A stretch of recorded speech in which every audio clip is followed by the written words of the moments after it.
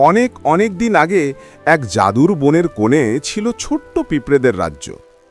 গাছের গোড়ার নিচে তারা বানিয়েছিল তাদের রাজার প্রাসাদ। মাটির নিচে জলজল করত ক্ষুদ্র জোনাকির আলো। রাজা পিঁপড়ের নাম ছিল আন্টি রাজা। সে ছিল খুব সাহসী। প্রতিদিন সকালে সে তার সৈন্যদের নিয়ে খাবার সংগ্রহে বেরোত। একদিন ভয়ঙ্কর এক বৃষ্টি এলো।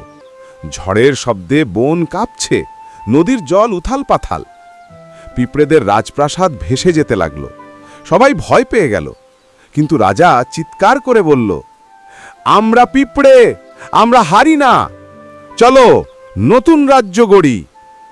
সেই রাতে বৃষ্টির মাঝে তারা সবাই মিলে একটি পুরনো পাথরের নিচে আশ্রয় নেয়।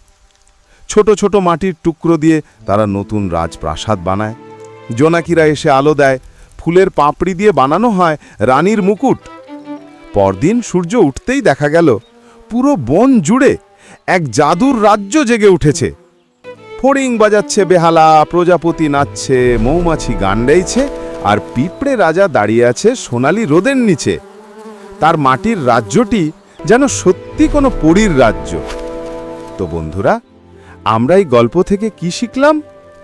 যে একতা জানে সেই জাদু তৈরি করতে পারে। ভিডিওটি ভালো লাগে লাইক করুন। নতুন নতুন শিক্ষণীয় গল্প শুনতে আমাদের চ্যানেলটি সাবস্ক্রাইব করুন। ধন্যবাদ।